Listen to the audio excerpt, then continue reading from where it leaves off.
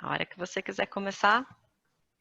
Bom dia, colegas na mesa de abertura, bom dia para todo mundo que nos ouve, né?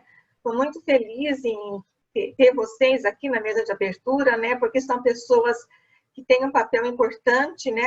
Eu agradeço muito o apoio, né, que a gente tem recebido da Universidade Federal Rural de Pernambuco, na pessoa da professora Maria Madalena Guerra, né? Pró-reitora de pesquisa e pós-graduação, né? E o apoio também que a gente tem tido da Unesco, do IBIUS, especialmente do programa de pós-graduação em Biologia Animal, na pessoa do professor Dr. Fernando Barbosa Noll, nosso vice-diretor, né? E o apoio fundamental do professor Dr. Carlos Grelli, que, como o Tiago falou, né, é pesquisador da nossa área, seus artigos fazem parte, né, da nossa biblioteca, né? E sem o cujo apoio, a gente não estaria realizando esse evento, porque foi o que possibilitou expandir, né, com a plataforma Zoom, para esse grande número de inscritos e de participantes, né? Bom, eu nem sei dizer como é que eu estou feliz em a gente estar conseguindo realizar esse segundo workshop, né? É um sonho que está se realizando, né? E agradeço também a nossa equipe de apoio, e eu vou ler o nome deles para não esquecer de nenhum, tá? O Leonardo, Paulo, Pedro, Fabiane, Vitor, Rodolfo, Yasmin, Ingrid, Natália, Reginaldo, Gabriel, Gabriela, Tari, Roger, Arthur e Heloíse. Sem vocês, a gente não teria chegado até aqui. Muito, muito obrigada mesmo por sua dedicação voluntária e competente. Então, nesse workshop, a gente conta com uma equipe de pesquisadores que vem apoiando voluntariamente, isso é bom destacar, a disciplina Ecologia de Comunidade do nosso programa de pós-graduação em Biologia Animal, alguns há 5, outros já há 7 anos. A gente vem trabalhando juntos nesse período, né? Então, agradeço demais e ao Michel Varajão Garei, né, que é da Universidade Nacional da Integração Latino-Americana de Foz do Iguaçu, Fernando Rodrigues da Silva, que é da UFSCar de Sorocaba, o Tiago Gonçalves Souza, que é da Universidade Federal Rural de Pernambuco, em Recife, o Diogo Provetti, da Universidade Federal de Mato Grosso do Sul, em Campo Grande, e o Fabrício Tereza, da Universidade Estadual de Goiás, em Anápolis. E como o Fernando já falou, apesar de jovens, esses pesquisadores já têm sua competência reconhecida no meio científico e estão desenvolvendo uma brilhante carreira, contribuindo com a formação da nova geração de pesquisadores. Isso é motivo de imensa alegria. Olha, eu não plagiei o Fernando, a gente não conversou sobre a nossa fala antes, mas isso é um motivo de grande alegria para o nosso programa de pós-graduação, pois todos eles tiveram pelo menos parte da sua formação acadêmica, mestrado ou doutorado, alguns ambos, né, no nosso programa de pós-graduação. E hoje são pesquisadores competentes, reconhecidos, estão formando a nova geração, né, e vários deles já são coordenadores de programa de pós-graduação. O Michel, o Tiago e o Diogo são os atuais coordenadores dos programas de pós-graduação das suas instituições. E muito mesmo por causa das suas reconhecidas competências que a gente conseguiu reunir esse time de pesquisadores, esse time de palestrantes, que estão entre os mais brilhantes e reconhecidos pesquisadores na nossa área no mundo. Então, estamos todos super felizes, super honrados em ter tido o apoio de vocês, em poder contar com esse time de pesquisadores. E a gente espera que vocês aproveitem ao máximo essa semana, né, para partilhar do conhecimento que será disponibilizado aqui. E, finalmente, eu queria colocar que o fato de estarmos prontos para mergulhar por 5 dias no mundo da ecologia de comunidades, né, não significa que nós estamos esquecendo o que está acontecendo no nosso país e no mundo, tanto na questão da pandemia, quanto na questão da destruição ambiental, quanto na questão política. Né? A ciência e o conhecimento estão sob forte ataque, sofrendo uma campanha de desvalorização perante a sociedade e de cortes de verba que podem inviabilizar ou, no mínimo, prejudicar imensamente a continuidade das pesquisas e do ensino no nosso país. E o atraso sofrido, infelizmente, já é imenso. Mas, então, mais do que nos isolar dos acontecimentos, esse workshop é uma prova de resistência. A ciência e o ensino continuam e continuarão a cumprir sua função, a despeito de todas as dificuldades e perseguições. Seguiremos nos reinventando, como neste evento totalmente online, onde todos nós estamos aprendendo essa nova dinâmica, né? E também lutando em prol do ensino e da ciência. Por quê? Porque acreditamos que as universidades, os cientistas E os professores de todos os níveis escolares, desde o fundamental até a universidade, são fundamentais, imprescindíveis e indispensáveis se nós almejamos uma sociedade mais justa, próspera e saudável. Então, com essa mensagem final, vamos todos para o workshop. Agradeço muito a presença de todos aqui. Gente, muito obrigada a todos que vieram para a comissão, para a abertura do evento. Muito obrigada mesmo a todos da mesa. E eu convido a todos a assistirem as palestras, a participarem do evento como ouvinte, participando com a gente. Muito obrigada e bom dia para todos vocês. Obrigada, excelente trabalho para vocês. Obrigada. E, gente, daqui a pouquinho, então, a gente já começa com a primeira palestra do dia.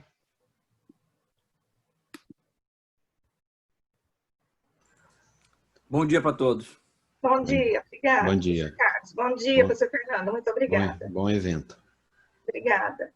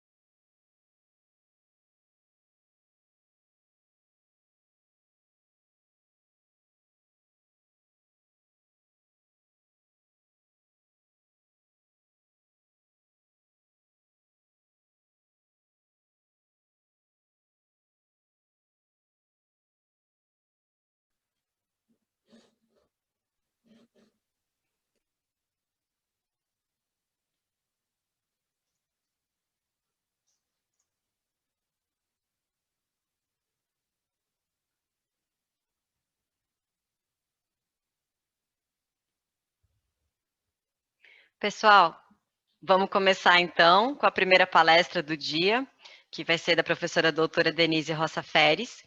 Antes só de falar sobre a professora, queria só lembrar a vocês, aqui embaixo da tela de vocês, no Zoom, tem uma ferramenta que chama Q&A. Quando vocês quiserem fazer perguntas para os palestrantes, vocês podem fazer por essa ferramenta, tá? Não pelo chat ou qualquer coisa, que vai estar tudo desabilitado. Então, façam suas perguntas pelo Q&A. E aí, depois, quando acabar a palestra, aí eu vou conversar com a professora Denise fazendo as perguntas de vocês para ela, tá bom? Bom. A professora Denise é hoje pesquisadora e professora voluntária pela Unesp de São José do Rio Preto, onde ela trabalha há mais de 30 anos. Ela obteve a graduação na Unesp de Botucatu e ainda sob a orientação do Dr. Jorge Gin, obteve o mestrado pela Unicamp e o doutorado pela Unesp de Rio Claro. A professora Denise tem grande experiência em ecologia, principalmente em ecologia de comunidades, e sua linha de pesquisa inclui a descrição de padrões de diversidade, a busca por compreender padrões e processos estruturadores de comunidades e conservação ambiental. Ela é curadora de uma das mais importantes coleções científicas de girinos do Brasil e da América do Sul, com mais de 500 mil girinos de mais de 130 espécies. Recentemente, a professora Denise também tem trabalhado junto a ONGs e órgãos municipais para tentar melhorar a qualidade do ar, atuando em campanhas e projetos contra as queimadas em Rio Preto e também no plantio de árvores da mesma cidade. Então, professora Denise, muito obrigada por todo o esforço para fazer essa disciplina, esse workshop funcionar e existir. E quando você quiser, a palavra é sua.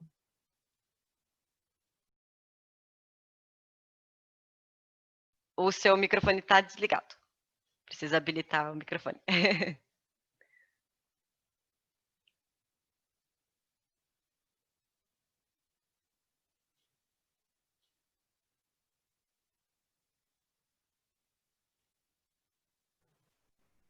Aí. Obrigada, Fabi. Todo mundo me ouve? Todo mundo está vendo aqui a tela? Tudo certo? Bom dia a todos. I just saw that Dr. Anne McGurran is among us. We are very happy to see you here, Dr. Anne McGurran. You are very welcome.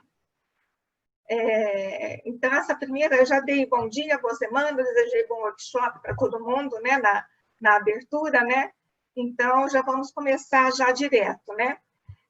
Nessa primeira palestra do workshop, a gente vai dar uma passeada pela ecologia de comunidades. A gente vai estar vendo os conceitos clássicos, as definições de comunidade, as diferentes abordagens possíveis no estudo de comunidades, né, biológicas, e para isso a gente vai partir dos conceitos clássicos com o principal objetivo de verificar como que eles fundamentam as teorias contemporâneas e entender o quanto é importante a gente ter domínio desses conceitos clássicos para melhor poder compreender, para melhor assimilar as teorias mais contemporâneas na ecologia de comunidades.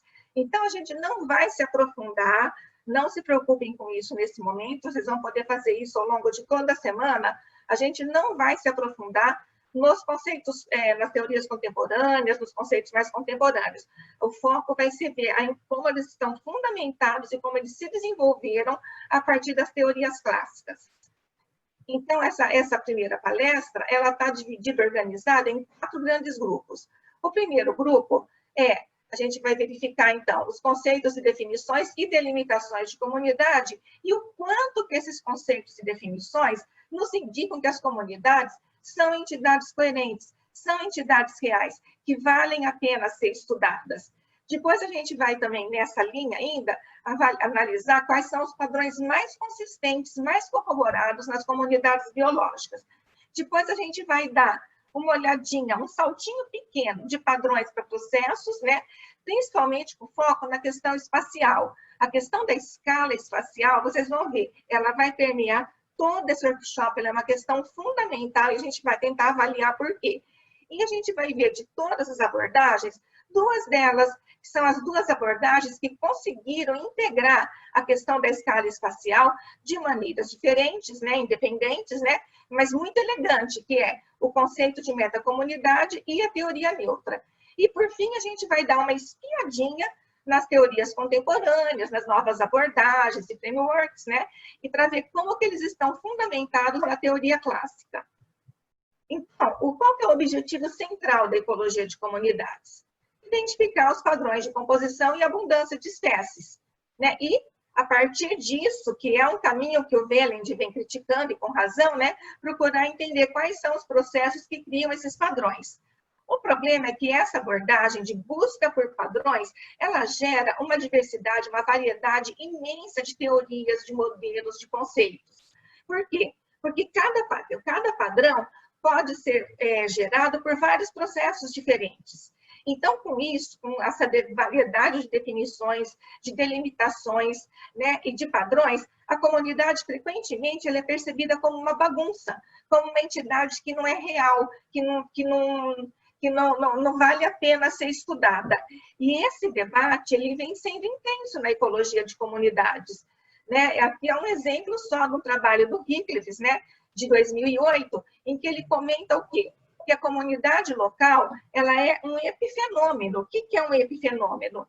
É um processo decorrente de um processo mais importante, decorrente do processo importante, mas ele é uma decorrência casual. Ele não é diretamente relacionado ao processo principal e, portanto, ele não explica nada sobre o processo principal, né? E ele critica, porque na visão dele, as comunidades não são entidades coerentes o suficiente para serem objetos de estudos que valham a pena e que nos expliquem alguma coisa. Essa questão da coerência, ela é tão importante, ela é tão fundamental, que ela é logo o primeiro passo no framework proposto por Presley e colaboradores para analisar a estrutura de metacomunidades. Então, a gente não vai analisar esse framework aqui, mas o que eu quero que vocês entendam é o seguinte: olha, o primeiro passo de toda essa sequência de passos analíticos para determinar a estrutura da comunidade é testar a sua coerência. Se a comunidade tem alguma coerência, seja ela negativa ou positiva, ela vai ter alguma estrutura.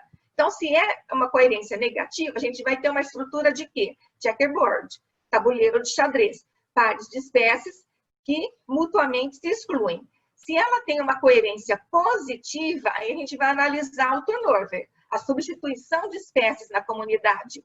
E analisando essa substituição de espécies, a gente vai ser, como que ela se dá, a gente vai ser capaz de perceber, resumidamente, se a uniformidade, se a comunidade tem uma estrutura alinhada, em que as comunidades com menor número de espécies são subconjuntos, essas espécies são um subconjunto das comunidades com maior número de espécies, ou se ela é uniformemente espaçada, o que indica forte territorialidade, forte competição interespecífica, ou se ela tem uma estrutura glisoniana, vejam, já é uma estrutura baseada no conceito de Gleason, né, que as comunidades têm, que as espécies têm distribuição independente, e o fato de ocorrerem juntas é uma coincidência das necessidades e das condições que favorecem aquelas espécies, mas a distribuição é independente uma da outra, ou se ela tem uma estrutura clementsoniana, que significa o quê?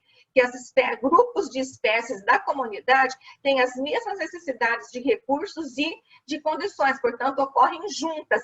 Uma depende da outra, onde uma para de ocorrer, a outra também para, né? Então, para chegar em tudo isso, para conseguir determinar qual a estrutura da metacomunidade, não interessa, aqui a gente não vai estar discutindo aqui qual é esse framework, mas só para vocês entenderem que o primeiro passo é justamente testar a coerência, né? E aí, se não for coerente, então é aleatória, ela não é uma comunidade, ela não é uma entidade real. Entrando já no primeiro item, né, das definições e conceitos, né? Será que eles nos indicam que as comunidades são entidades coerentes? Pelo contrário, né? Há uma grande variedade de definições e de conceitos que, na verdade, contribuem para alimentar esse debate. Vejam bem, ó, a comunidade, aqui, esse primeiro conceito, vai definir a comunidade pela área ou habitat que ela ocupa. Então, eles estão ocorrendo numa mesma área ou habitat.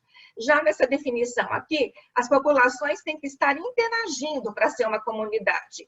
Nessa definição aqui do Odum, volta a ser uma área física ou um habitat, mas é uma unidade ecológica definida. E, por fim, nessa definição do Begon, elas têm que ocorrer juntas no tempo e no espaço. E essa definição aqui, ela é a mais operacional, ela é a que mais fácil e a mais considerada porque ela é mais aplicável para vários tipos de comunidade. Não tem uma certa ou uma errada, né? E todas têm uma certa sobreposição, como a gente vai ver. Então, como é que a gente pode delimitar uma comunidade? Primeiro, a gente pode delimitar pelo espaço. Para aqueles sortudos que trabalham, né, como eu, com poças temporárias ou permanentes, com pequenas lagoas, que têm os seus limites bem definidos, é muito fácil delimitar a comunidade. Outro exemplo, para quem trabalha com a comunidade de água acumulada em tanques de bromélia ou qualquer outro tipo de mata, né? Então, é muito fácil você delimitar pelo espaço. Mas a grande maioria não ocorre num ambiente assim, né, tão definido. Então, você pode fazer como para delimitar a comunidade? Ou pela espécie conspicuamente dominante naquela comunidade, ou pelo grupo taxonômico. Por exemplo, eu trabalho com as aves insetívoras do parque de algum lugar, ou eu trabalho com serpentes de cerrado, né? Isso seria definição taxonômica. Em estatística, você vai ter que aplicar alguma técnica de ordenação, né, ou de correlação múltipla, né, que mostra se as ocorrências das espécies são relacionadas ou não, como uma análise de componentes principais, uma análise multidimensional não métrica, uma correspondência canônica, né? Só que, veja bem, isso não é muito prático, porque você vai ter que fazer todo o trabalho de amostrar, de quantificar, depois você vai aplicar essa técnica de ordenação para daí poder fazer o seu estudo de comunidade, se não for esse o objetivo, né? E, por fim, ela pode ser definida por interações fortes o suficiente que afetem a abundância das espécies envolvidas nessas interações. Então, 2 exemplos aqui. Uma rede de mutualismo, então aqui a gente tem à esquerda plantas, cada bolinha dessas são uma espécie de planta, e à direita a gente tem os polinizadores, cada bolinha é uma espécie de polinizador. Se vocês estão achando que são muitas espécies, que essa rede é muito complexa, vocês vão ficar espantados se eu dizer que essa é uma das redes mais simples, porque ela é feita por uma comunidade de ártica, né, na Groenlândia. Ou então uma rede trófica tradicional, de todos os níveis tróficos, desde os minerais e nitrogênio que alimentam as bactérias, até os animais marinhos, né, os ursos polares, e fazendo ainda, né, uma interface com o ambiente aquático. Então, são definidas por interações. Bom, essas definições que a gente viu, interação, habitat, né, por espaço físico, né, ou simplesmente ocorrendo juntas no mesmo lugar e ao mesmo tempo, e essas delimitações, se a gente fica segura, elas estabelecem ou elas permitem que a gente trabalhe com um conceito bem definido de comunidade? Não, né? Vocês viram que há muita sobreposição, muita interface, né? E aí, por conta disso, o Falt e colaboradores, em 96, organizaram esse simples depois que está pronto, né? Mas foi uma ideia muito bacana que eles tiveram de organizar todos esses conceitos num diagrama de Venn. Reza a lenda que eles fizeram isso numa hora de café, na cantina da universidade, e que esse diagrama de Venn foi rabiscado num guardanapo da cantina, né? Então, eles organizaram como? Em 3 eixos. Um eixo, e seguir geografia, que significa o espaço, um eixo, os recursos, né? E outro eixo, a filogenia, ou seja, o clado, a linhagem ou o grupo taxonômico. Então, se o conjunto de espécies está simplesmente no mesmo local, no mesmo espaço, ele é denominado comunidade. Se o conjunto de espécies usa os mesmos recursos, ele é denominado guilda. E se o conjunto de espécies pertence ao mesmo clado, a uma mesma linhagem ou ao mesmo grupo taxonômico, ele é denominado uma taxocenose. Agora, quando o conjunto de espécies está no mesmo local e usa os mesmos recursos, ele é denominado guilda local. Quando o conjunto de espécies está no mesmo local, mas pertence ao mesmo grupo taxonômico, por exemplo, girinos de riacho, né? Então, ele é uma assembleia.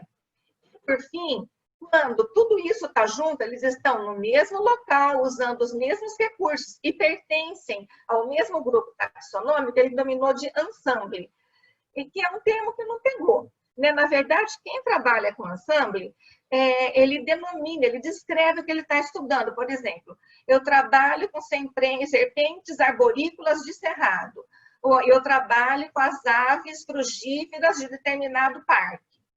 Né? Então, ele especifica, ele descreve o que ele está estudando.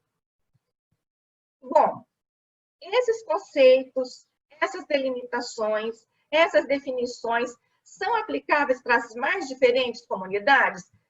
São aplicáveis tanto, por exemplo, para as comunidades dessas lagoas, que são diferentes entre si, né? A salinidade é diferente entre elas, né? Do Pantanal, e também para uma comunidade de árvores, por exemplo, numa floresta tropical. Meio complicado, né, ainda. Então, para isso, a gente vai começar a buscar os padrões. Vamos entrar já na segunda parte, que são os padrões em comunidade. Quando a gente está buscando padrão, a gente está buscando o quê? A gente está buscando alguma ordem, algum arranjo ou alguma regularidade, né? Em alguma estrutura, em algum, né? Em um padrão, enfim. E quem definiu isso foi um dos pioneiros nisso, né? E eu sou muito fã do Hutchinson, que foi um grande ecólogo, Eu admirava a carreira dele, vale a pena vocês darem uma lida na história e nos artigos dele, né? Então, existem, será, padrões consistentes na ecologia de comunidade? Existem. Aqui estão alguns dos padrões mais consistentes, ou seja, dos padrões mais aceitos, mais corroborados na ecologia de comunidades. Nós não vamos ver todos eles, vamos ver alguns deles. Então, o primeiro que a gente vai ver é a relação de espécie, né, por área, e em área a gente vai considerar a latitude. Então, a distribuição das espécies em relação à latitude. Esse é o primeiro padrão que a gente vai ver. Então, a gente tem aqui esse mapa do mundo, né, e com a distribuição das espécies. Então, quanto mais quente a cor, né, quanto mais vermelha, maior a riqueza de espécies. Quanto mais fria a cor, né, mais azul, menor a riqueza de espécies. Então, a gente sabe que a concentração da maior riqueza de espécies está nas regiões tropicais do globo. E esse padrão ele é reconhecido desde o início do século XIX, quando os primeiros exploradores viajaram, né, para regiões tropicais ou neotropicais, né, e ficaram espantados com a grande riqueza, diversidade de espécies e formas e adaptações. Né? Então, sempre a gente tem uma maior riqueza de espécies nas regiões próximas ao Equador, e essa riqueza de espécies vai diminuindo em direção às regiões setentrionais. Isso vale para praticamente todos os grupos taxonômicos. Tem umas poucas exceções, como, por exemplo, macrófitas, que tem uma diversidade grande, também maior, riqueza maior, em regiões mais temperadas. O Mittelbach, ele organizou, porque assim, vocês já viram na graduação isso, né? As milhões de hipóteses para explicar esse padrão, né?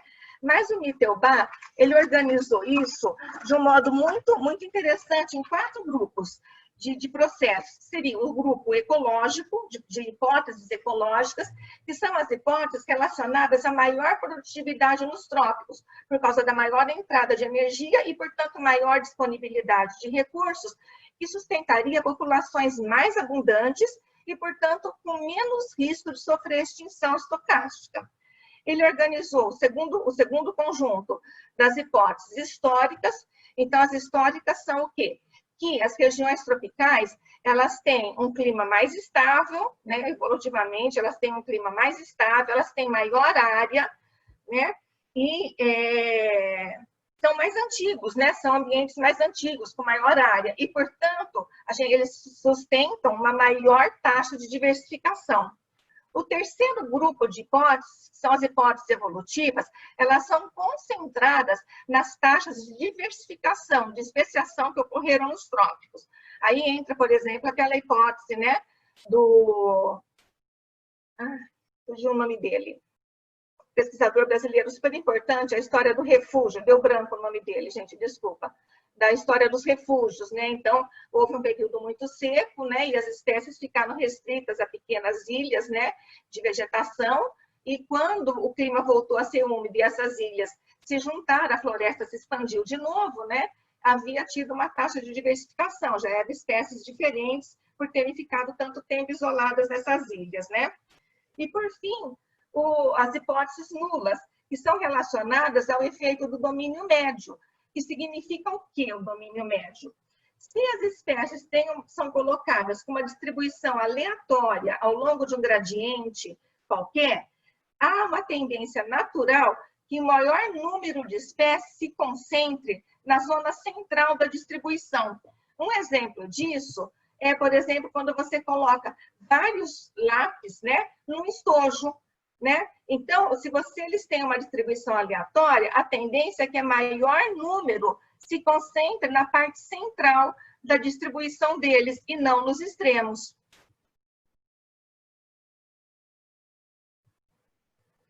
Vamos partir agora para o segundo padrão, né? A gente viu esse padrão geral, global, agora a gente vai partir para um padrão mais local, que é a relação entre a diversidade local e a diversidade regional. Então, de uma escala mundial, a gente está partindo para uma escala um pouco menor, né? E aqui eu vou mostrar um exemplo só para vocês, que é a relação entre a riqueza local de espécies e a riqueza regional de espécies. Se a riqueza local de espécies for exatamente dependente, totalmente dependente da riqueza regional, a gente teria essa situação aqui, essa reta, que é uma reta teórica, uma linha teórica. O que a gente encontra na natureza são esses dois tipos. O tipo 1, em que quanto maior a riqueza regional de espécies, maior será a riqueza local de espécies, ou seja, cada local tem uma dependência muito grande da riqueza regional, do pool regional de espécies. E esse segundo tipo aqui indica o quê? Que há uma saturação. No início, até um certo ponto, conforme aumenta a riqueza regional, aumenta também a riqueza local. Mas logo isso satura, significando o quê? Que a entrada de novas espécies nessas comunidades é restrita. E restrita por quê? Por fatores que ocorrem nessa comunidade, como exclusão competitiva, como predação, né? O predador impedindo uma espécie de colonizar um determinado habitat. Então, entre esses dois tipos, entre o tipo 1, em que a riqueza de espécies é totalmente independente da riqueza regional, e o tipo 2, em que as comunidades logo alcançam uma saturação, em qual comunidade? A comunidade que tem o tipo 1 ou a comunidade que tem o tipo 2, vocês acham que a diversidade beta, ou seja, a diferença na composição de espécies é maior? No tipo 2, certo? Porque você tem, as espécies não conseguem, as espécies do pool regional não conseguem ocupar todos os vários tipos de habitat disponíveis ali. Aqui não, aqui quanto maior a riqueza regional, maior a riqueza local, ou seja, as espécies do pool regional conseguem ocupar, conseguem colonizar os vários tipos de habitat ali, certo? Então, vocês vejam que isso daqui tem uma importância grande nos padrões de diversidade, entender esses dois tipos. O outro padrão seria as distribuições de abundância de espécies. Essas distribuições são o padrão mais provado, mais consistente na ecologia de comunidades, que é o quê? A gente tem uma dominância, uma abundância maior, portanto, uma dominância sempre de poucas espécies nas comunidades, né? E um grande número de espécies raras ou com abundância intermediária. Isso aqui é um padrão que se repete nos mais diferentes tipos de comunidade. Quem vem trabalhando muito com isso é a doutora Anne McGuhan, né? Que tem um livro, inclusive, sobre isso e que vem discutindo muito esses padrões. Para descrever esses padrões, existem cerca de 20 ou um pouco mais de 20 modelos, alguns puramente estatísticos, outros baseados no nicho, portanto, considerados como biológicos, e outros neutros. Então, aqui a gente tem os padrões mais conhecidos, que são essas curvas de abundância de espécies. Como que elas são construídas? No eixo X, a gente vai colocar as espécies em ordem decrescente de abundância. A mais abundante aqui, a menos abundante aqui. E a abundância sempre numa escala logarítmica. Então, a gente obtém esses padrões de abundância da espécie, desde a série geométrica, onde a gente tem uma forte dominância de espécies. Então, a espécie mais abundante tem uma abundância muito maior que a segunda espécie mais abundante. Essa, por sua vez, tem uma abundância muito maior que a terceira espécie mais abundante, e assim por diante. Até o outro extremo, que é o modelo Broken Stick, que é o modelo da vara quebrada, né? Em que a espécie mais abundante tem uma abundância um pouco maior que a segunda mais abundante, que é um pouco maior, né? Que a terceira mais abundante, e, portanto, a gente tem uma equitabilidade ou equidade ou uniformidade, esses termos são sinônimos, né? Na abundância das espécies. Esses outros modelos aqui, considerando que todas as espécies, todas as comunidades têm a mesma riqueza, elas têm 15 espécies, daqui, que é a curva do preenchimento, né? Do preenchimento da dominância, né? E até o dominance decay, né? E aqui a fração de MacArthur, né? Daqui para cá a gente vai subindo, vai acontecendo o quê? Vai aumentando a uniformidade, vai aumentando a equitabilidade nas comunidades. Então, aqui está exemplificando a dominância, a curva onde eu tenho maior dominância para a curva onde eu tenho a menor dominância e a maior equitabilidade. Bem simplificadamente falando. Tá? O que é interessante a gente observar? Desde esse padrão da série geométrica até o padrão Broken Stick, né, da vara quebrada, a gente tem um contínuo. E esse contínuo está mostrando o que para a gente? Ele está mostrando que a gente parte de comunidades com pequena riqueza de espécies e com grande dominância de poucas espécies, para comunidades com grande riqueza de espécies e grande equitabilidade. Então, as abundâncias são mais parecidas. E aqui as abundâncias são muito diferentes, né?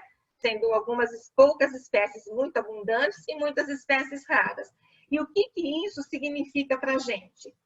Isso significa que essa comunidade aqui, as comunidades série geométrica ou log série, né, que está aqui mais próxima, elas são comunidades com poucas espécies e que estão no estágio inicial de sucessão, ou então são comunidades que estão sujeitas a uma pressão extrema, ou uma perturbação extrema, como, por exemplo, poluição ou desmatamento. Enquanto que essas comunidades aqui são comunidades muito diversas, com bastante espécie, bastante equitabilidade entre as espécies, são comunidades mais maturas. Por que eu falei que isso aqui é um contínuo? Porque esse é um extremo de baixa riqueza, tá vendo aqui no eixo do Space Rank? A gente tem aqui baixa riqueza e forte dominância, né? Até esse daqui, em que eu tenho uma riqueza maior e uma maior equitabilidade. Mas qualquer curva entre esses dois extremos é possível ser encontrada. Tá? Esses espaços vazios aqui, eles podem ser totalmente preenchidos por curvas de diversas comunidades. Ah, então esses padrões não são reais? São reais, sim. Aqui, ó, a própria doutora Anne Magurra, no livro dela, esse livro é um livro básico, né? Todo mundo deveria ter, né? Ou ler, ter acesso, né? Ela mostra exatamente, olha aqui, ó, comunidades de plantas numa floresta subalpina, onde eles já estão num ambiente severo por causa do próprio clima, né? Que tem exatamente, olha, a reta se ajusta, né? Os pontos se ajustam perfeitamente à reta da série geométrica, até aqui, pássaros numa floresta decídua, que os pontos têm um ajuste perfeito, os pontos são as comunidades reais, né? Ao modelo Broken Stick. E intermediária esses dois, plantas numa floresta decídua, que se ajusta perfeitamente à curva log normal. Então, eles são padrões reais, mas o fato deles serem padrões reais não quer dizer que tem que se encaixar em um ou em outro, mas que você pode ter qualquer curva intermediária tendendo à série geométrica, tendendo à log série, à log normal, ou tendendo ao modelo da vara quebrada. Bom, ok. Entendi esse padrão, legal, muito bacana, mas qual que é a importância disso para os estudos, né, mais atuais, mais recentes? Nós vamos ver um exemplo só disso. esse trabalho do Tadeu Siqueira, né, que é da Unesp de Rio Claro, com o Guine, que é lá da Universidade Federal de Goiás, e outros colaboradores, inclusive o Cor Cotten, né, que esteve aqui no nosso primeiro workshop, né, presencialmente, ficou a semana toda aqui com a gente, né. Esse trabalho é muito interessante porque eles analisaram metacomunidades de macroinvertebrados de riacho e com a seguinte questão: será que as espécies comuns e as espécies raras respondem aos mesmos processos de nicho? Ou será que elas são afetadas de modo diferente por causa da sua abundância? Né? Então, então, a primeira questão que eles quiseram saber é o seguinte: como definir o que é espécie rara e o que é espécie comum? E aí eles testaram 2 métodos. O primeiro método foi dividir a abundância em quartis. Então, eles fizeram quartis. Então, acima de 75%, as espécies eram consideradas comuns, abaixo de 75%, elas eram consideradas raras. E eles fizeram também a curva de abundância de espécies, que a gente acabou de ver, e consideraram o ponto de inflexão da curva, onde a curva sofre uma mudança abrupta, né, no seu percurso. E o que eles concluíram? Eles concluíram que desses 2 métodos, definir o que é comum e quais espécies são comuns e quais espécies são raras, foi muito mais adequado usando a curva de distribuição de espécies, por 2 motivos. Primeiro, ela evita o problema da gente ter muitos zeros. Quando você faz caixas, quando você faz blocos, né, e vai distribuir as espécies, imagina uma planilha Excel com várias colunas. Você vai ter várias daquelas colunas com zero, porque você vai ter espécies que não se encaixam, por exemplo, entre 50% e 75%, entre 25% e 75%, outras não se encaixam em 25%, outras não se encaixam aqui. Então, você vai ter muitos zeros, isso complica qualquer análise, né? E, além disso, você usar o ponto de inflexão da curva de distribuição das espécies permite o quê? Permite você comparar diferentes estudos, às vezes com pequenas diferenças de metodologia ou de tempo de amostragem e diferentes comunidades. Então, vejo a importância dessas curvas, inclusive para metodologia de outros estudos. E para quem ficou curioso em saber o que eles encontraram, né? Eles encontraram o quê? Que tanto as espécies comuns quanto as raras, elas responderam aos mesmos gradientes ambientais, mas as espécies raras foram muito mais sensíveis às interações bióticas, como competição e predação, do que as espécies comuns. Né? Isso faz bastante sentido, né? As espécies raras têm menor abundância, então qualquer fator que afete a sua abundância vai ter um efeito mais forte nelas do que nas espécies mais comuns. Então, esse foi um exemplo da importância das curvas de abundância de espécies. O último padrão que a gente vai ver é a relação entre a riqueza de espécies e a heterogeneidade ambiental. Pessoal, esse padrão é o padrão mais comum, mais corroborado, né? Está nos livros textos de graduação, todo mundo sabe disso. Quanto maior a heterogeneidade ambiental, maior a riqueza de espécies, seja qual for a medida de heterogeneidade ambiental empregada. Por exemplo, para a riqueza de espécies de formiga, a medida foi a riqueza de espécies de árvores, em 2 locais completamente diferentes. Conforme aumenta a riqueza de espécies, né, de árvores, aumenta a riqueza de formigas, em menor ou em maior grau.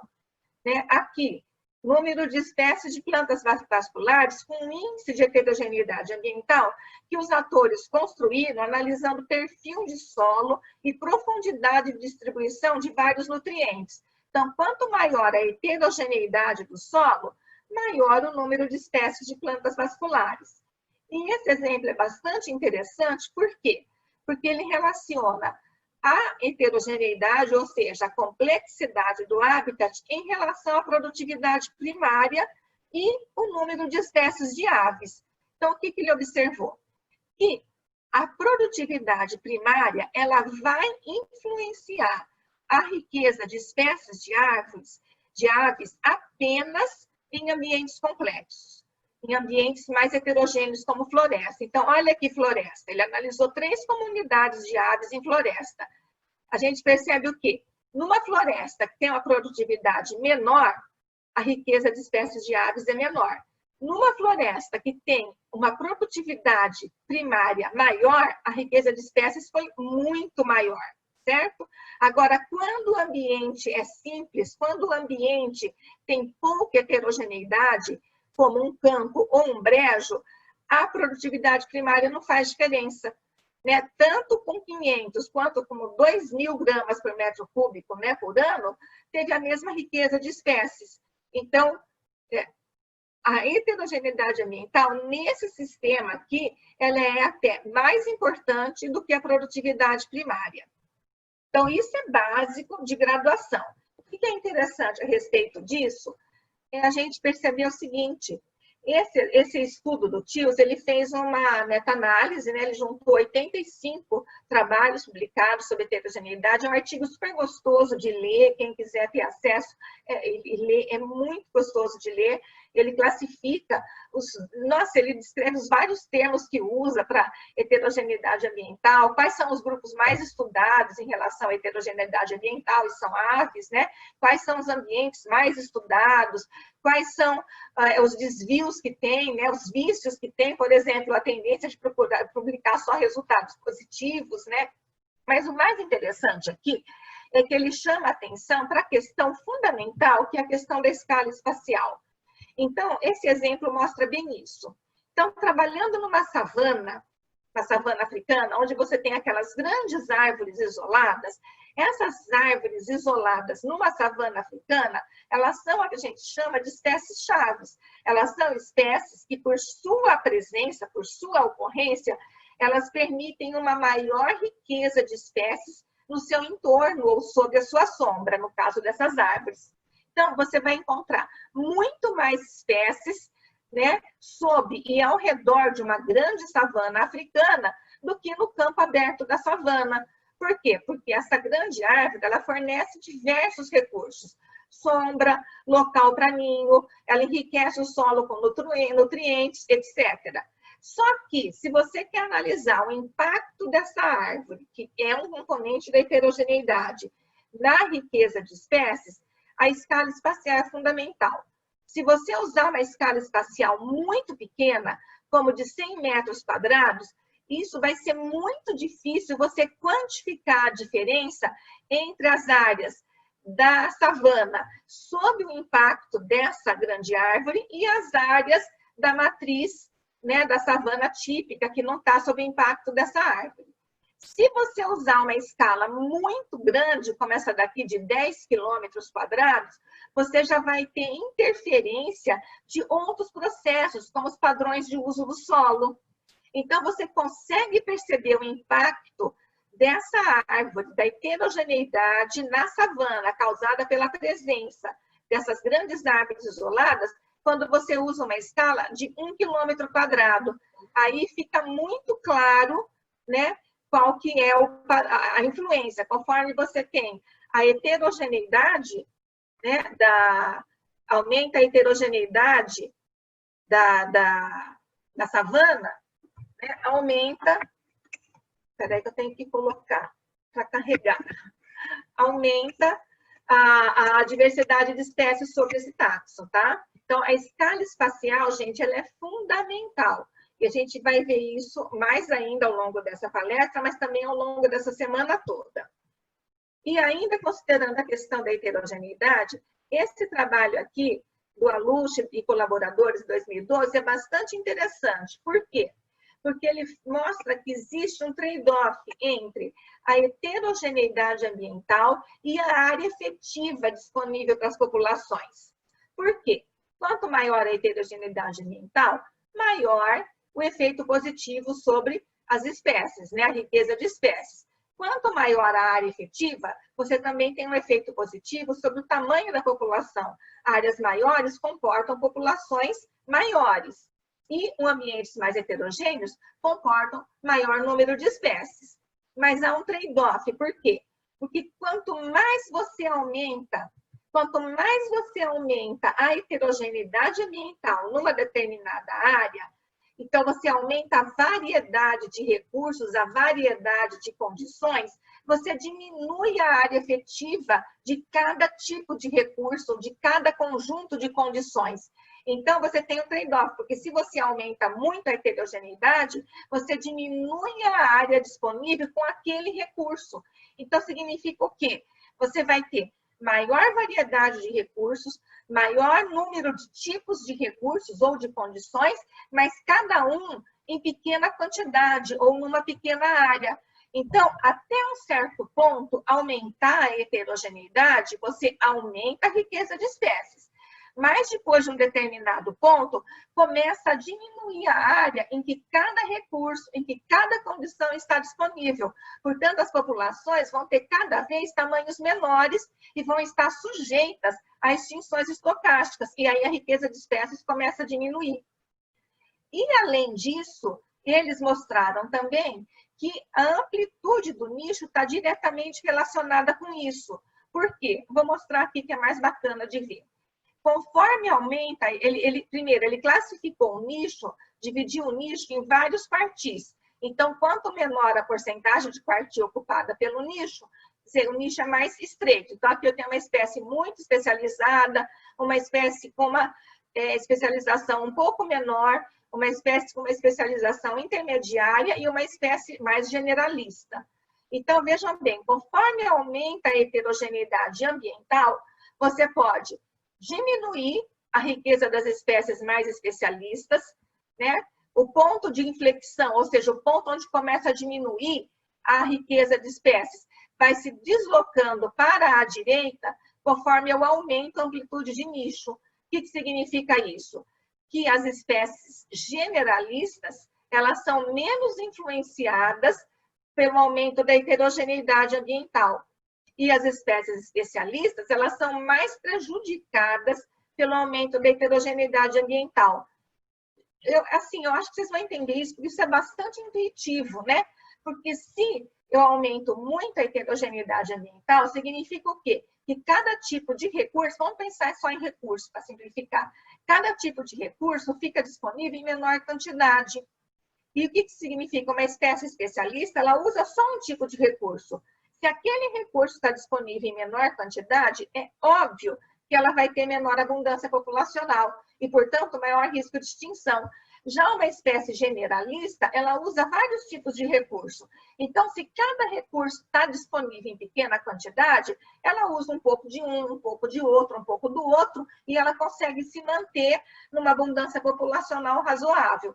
Lógico que toda espécie tem a sua faixa de preferência, mas ela pode comer outros recursos que estão um pouco fora da sua faixa de preferência. Então, aqui, eu acho super interessante esse estudo, porque ele relacionou a heterogeneidade ambiental, a escala espacial e a amplitude de nicho. Com isso, gente, a gente está partindo um pouquinho do padrão, que é o padrão da riqueza em relação à heterogeneidade, para processos, que é o quê? A amplitude do nicho e a escala espacial. Então, a gente já entra agora na terceira parte da nossa fala, né? Que é dos padrões e dos processos e da questão da escala espacial.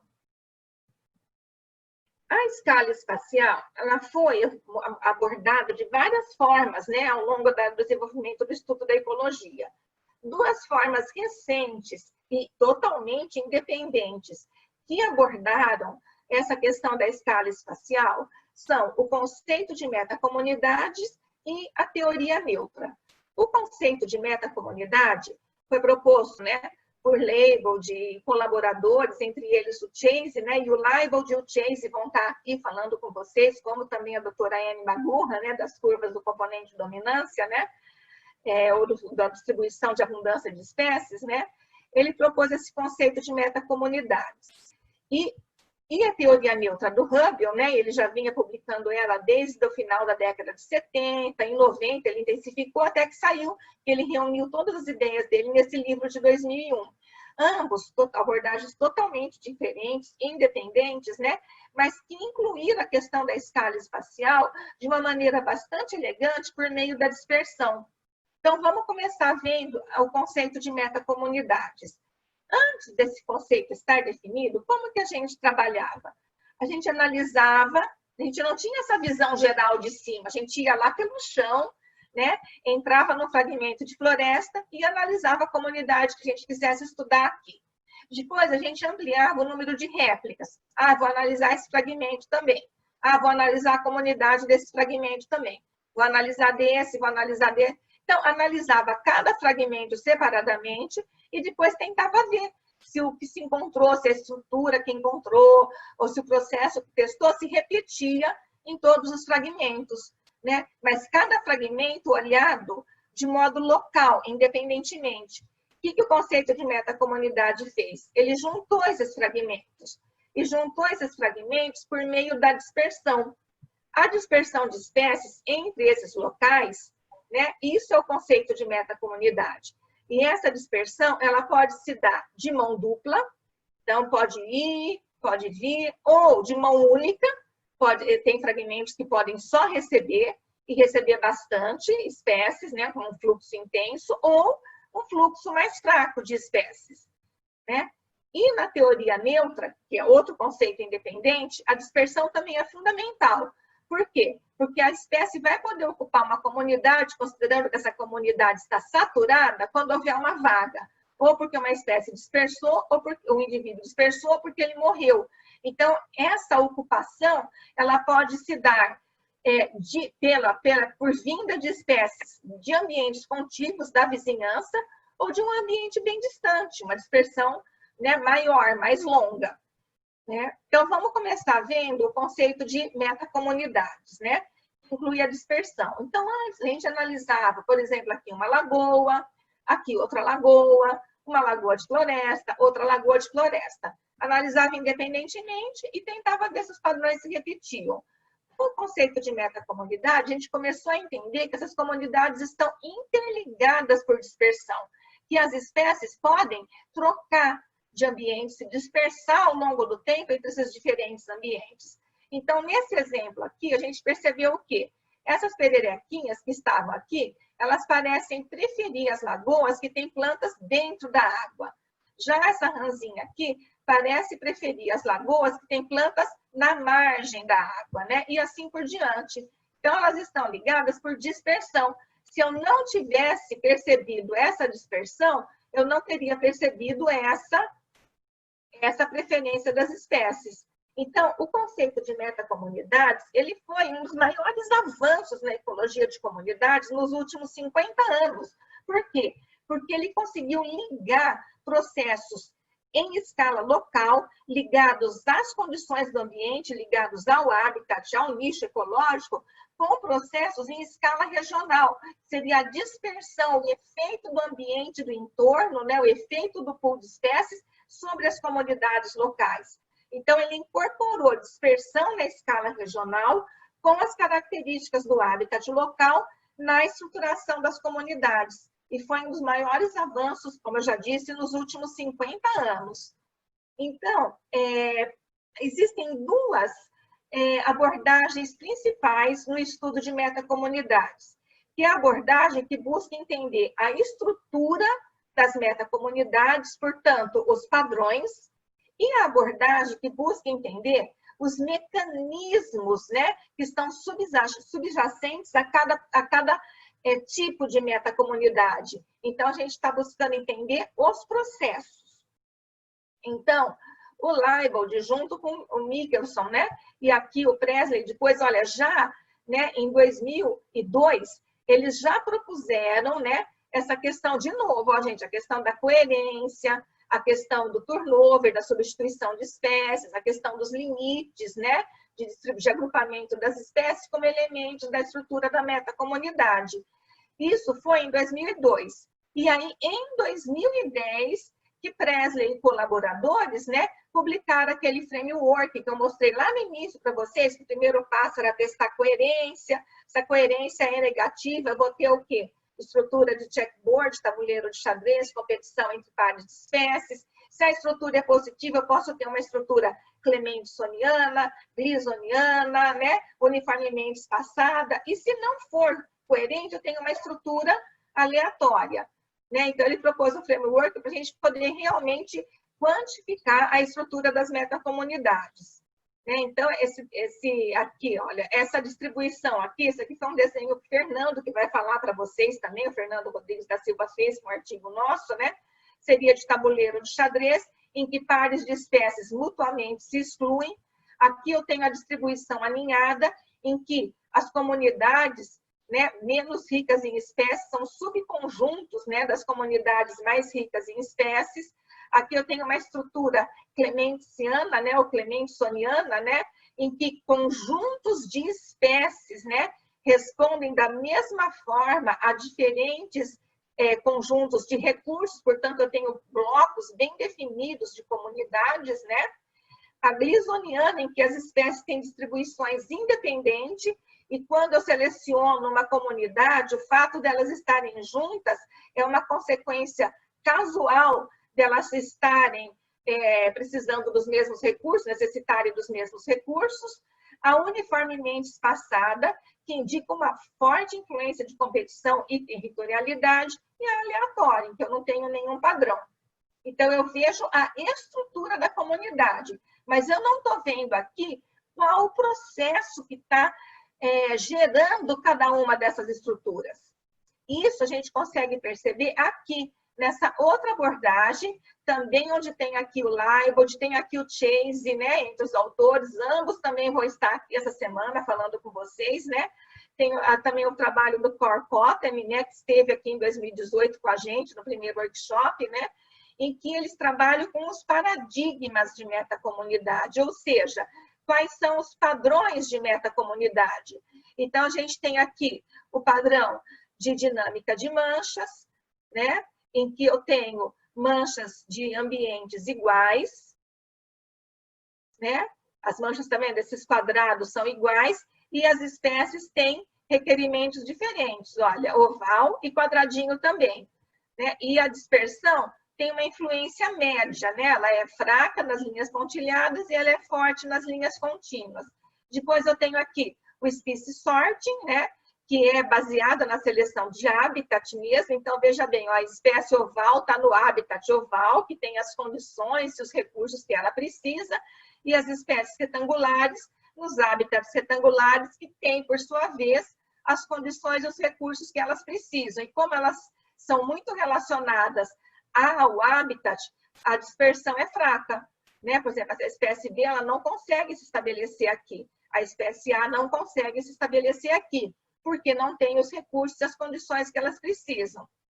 O mass effect, né, efeito de massa, né, em que os habitats são diferentes, mas a dispersão, apesar disso, tem um papel importante, as espécies se deslocam, então a espécie B ela tem um desempenho melhor no ambiente que tem os recursos que ela precisa, mas ela consegue ficar, apesar de ter um desempenho mais fraco, num ambiente que não é tão favorável a ela. A mesma coisa é a espécie A. Ela consegue ficar com um desempenho fraco num ambiente que não é tão favorável a ela. E, por fim, a neutra, né? Em que todos os hábitos são iguais, todas as espécies são iguais, equivalentes, e a dispersão é muito intensa entre esses ambientes, tem um papel super importante. Então, aqui, desculpa, a gente percebe a influência da dispersão, né, e da seleção de habitat. Então, são esses os mecanismos que estão determinando esses 4 paradigmas. Recentemente, né, em 2012, acho que foi, a Christine Maynard, que também vai estar aqui falando com vocês essa semana, aliás, hoje à tarde a Christine Maynard vai estar falando com vocês, né? Ela propôs juntar 2 análises, integrar 2 análises para a gente poder estudar a estrutura de metacomunidades em diferentes escalas espaciais. Ela propôs juntar a partição da variação com aquele framework do Presley e colaboradores de 2010. A partição da variação, vocês conhecem, é aquela análise que vai determinar se a variação na composição da comunidade é determinada apenas pelas variáveis ambientais, portanto, seriam processos relacionados à seleção de habitat, portanto, seriam processos de filtragem ambiental ou processos de seleção de habitat relacionados ao nicho. Se ela é relacionada apenas ao espaço, Ou seja, o ambiente, as características do habitat não tem nenhuma influência, o que influencia é o espaço, a distância entre os ambientes e, portanto, a dispersão, né, a capacidade das espécies ocuparem, chegarem, colonizarem aqueles ambientes, ou a interação entre ambiente e dispersão, que seria o quê? O que a gente chama de ambiente espacialmente estruturado. Mas que processo estaria influenciando aqui? É o gradiente ambiental? É a dispersão também? Ou é a ambos? Né? Isso aqui é uma questão. Né? E o framework do Presley que permite a gente detectar se é competição, porque tabuleiro de xadrez indica competição, ou se é filtragem ambiental, que vai determinar a forma que essa filtragem ambiental ocorre, que vai determinar se for positiva a estrutura clemensoniana, se for negativa, glisoniana, se for não significativa, glisoniana, e se for negativa, uniformemente espaçado.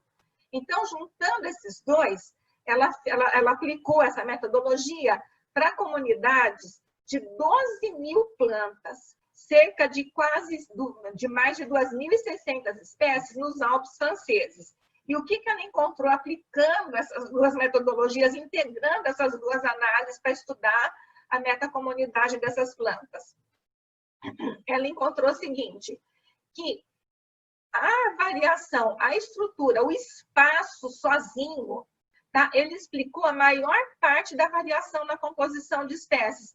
Veja que ele segue de muito perto a variação total, enquanto que o ambiente não teve explicação significativa e apenas significativa, mas fraca, a interação entre o ambiente e o espaço. Portanto, o espaço explicou a variação nas comunidades de planta dos Alpes franceses.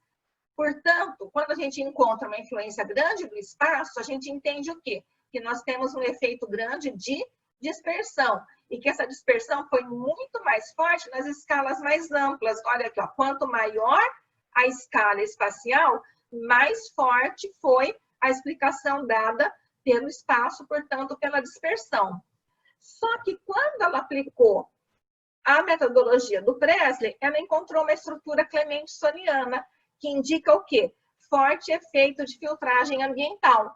Então, ficou incoerente. Como é que eu vou ter um forte efeito de dispersão se as espécies são têm um processo forte de seleção para tipos de habitat? Como é que elas vão dispersar se elas têm necessidades específicas de recursos do habitat? Pelo efeito de massa.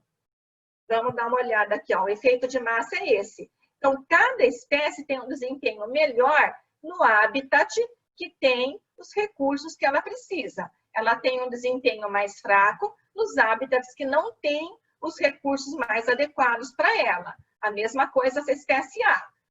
Melhor desempenho nos habitats que têm os recursos adequados e menor desempenho mais fraco, nos habitats que não têm os recursos mais adequados. Então, isso aqui, mas só que a dispersão nesse sistema, ela ainda tem uma influência bastante grande. Portanto, o que ela conclui? Que tem que integrar os dois, porque a partição da variância, ela detecta os efeitos de dispersão, que a análise da estrutura da metacomunidade não permite detectar. Só que a análise da estrutura de metacomunidade, ela consegue distinguir entre diferentes formas de filtragem. A filtragem individualista, então, é uma estrutura glisoniana, ou grupos de espécies respondem de forma semelhante aos mesmos recursos do gradiente ambiental. Então, é uma estrutura clemensoniana, tá? Ou não respondem, né?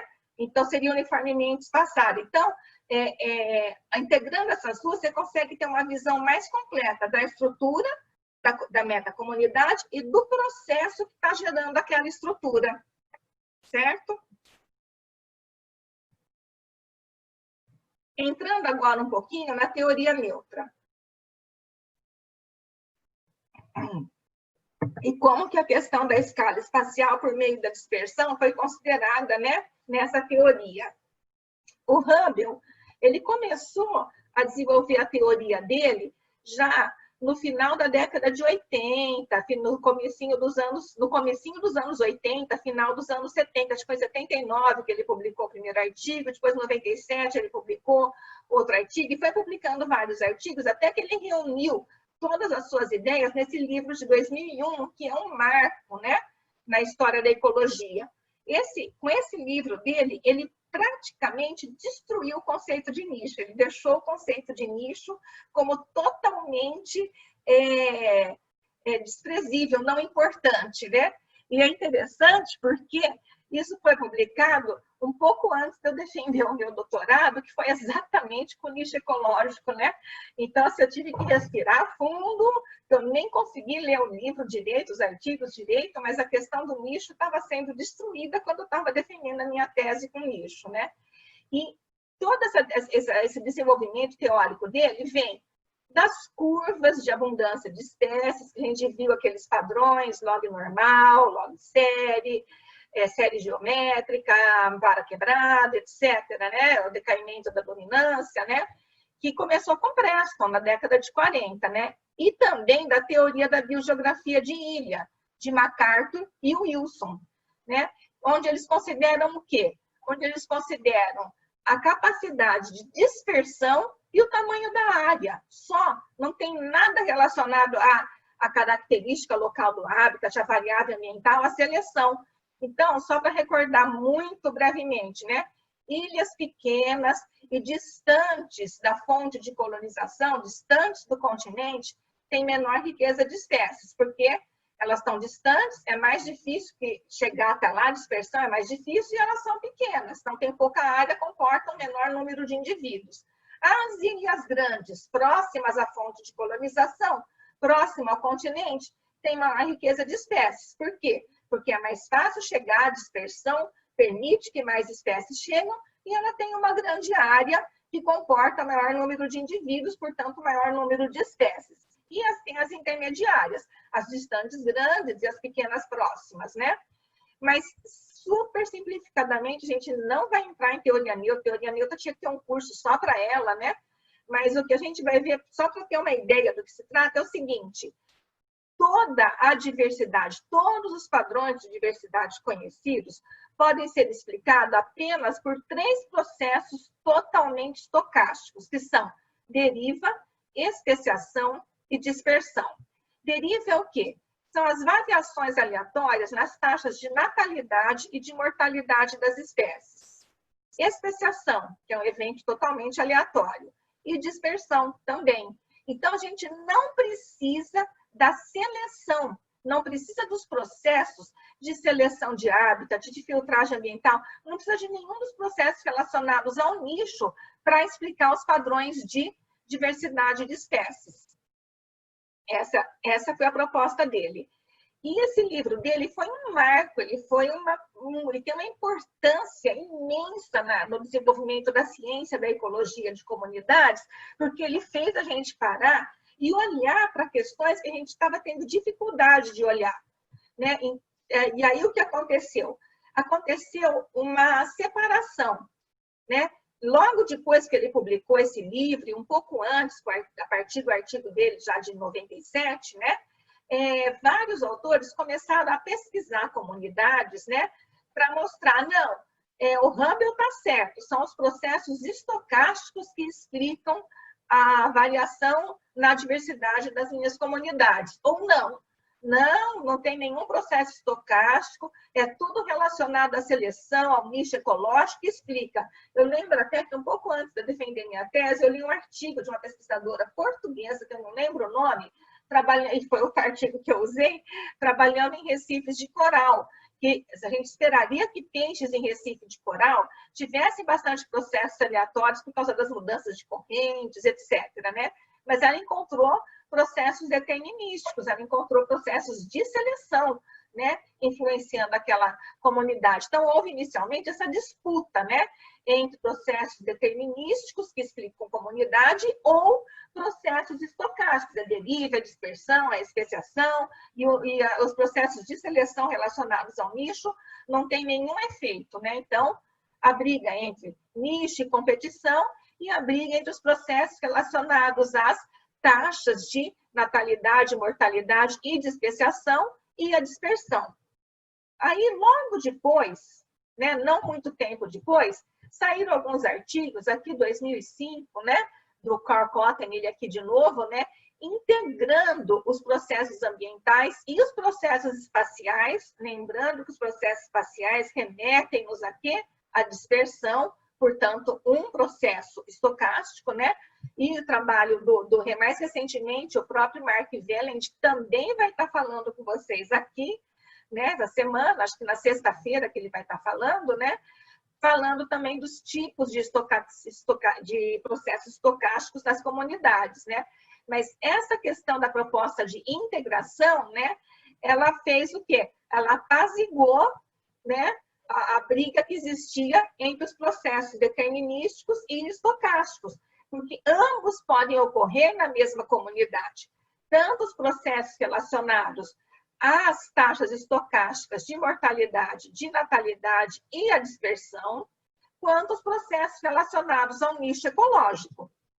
Só para vocês terem uma ideia, eu fiz um levantamento super rápido, buscando processos determinísticos versus estocásticos em comunidades. Em 11 segundos, a partir de 2016, no Google Scholar mesmo eu fiz isso, eu encontrei 28.200 artigos, todos integrando processos determinísticos e estocásticos, para explicar a composição de comunidades de procariotas, né, explicando o balanço entre os dois, né, ou seja, o efeito relativo dos dois, estruturando, né, comunidades de bactéria, né, de plâncton, né, em lagos, combinando processos determinísticos, né, e estocásticos, né, na sucessão de micro-organismos, né, e assim vai, 28.200 artigos. Então, hoje já é aceito que os dois ocorrem ao mesmo tempo, que os dois têm a mesma importância.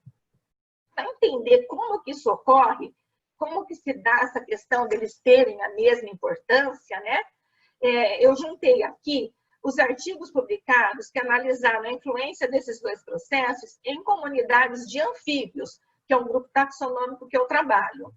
Então, as arvorezinhas aqui estão representando os processos determinísticos relacionados ao nicho. E esses fragmentos aqui isolados, né, de floresta, estão representando o espaço, ou seja, a influência da dispersão, que é um processo aleatório, né, explicando a diferença na composição das espécies.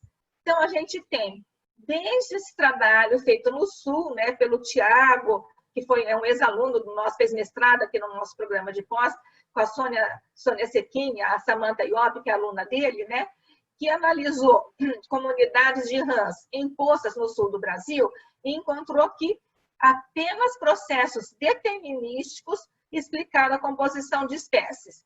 Depois, a gente já começa a ter uma gradação, né? Aqui, nesse trabalho que eu fiz com o Vitor, meu aluno, né? Aqui na região noroeste, que é a floresta estacional, e aqui esse trabalho feito pelo Michel, que vai falar com vocês também, né? Hoje também, né, com o Marcelo Menin, lá da Universidade Federal do Amazonas, feito na Amazônia, né, a gente já encontra os dois processos influenciando, determinísticos, relacionados às características do ambiente. Explicou 21% da variação, enquanto o espaço, né, a dispersão, explicou 10%. Aqui já os dois aumentaram de explicação, né, 37% de determinísticos, e 26% da variação na composição das comunidades foi explicada pelo espaço. Aqui, a gente já não tem mais processos determinísticos. A gente tem o ambiente espacialmente estruturado, ou seja, há um gradiente né, na variação do ambiente ao longo do espaço e o espaço puro, a dispersão pura. E a gente vê que aqui o ambiente espacialmente estruturado tem uma influência um pouco maior, né?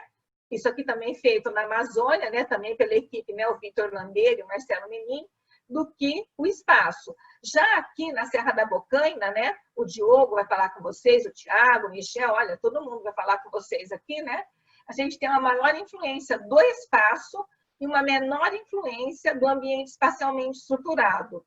Aqui a gente aumentou a influência do espaço, mas aumentou também do ambiente espacialmente estruturado. Isso aqui é feito na Austrália, né, uma área subtropical, pela Kristen Pervis.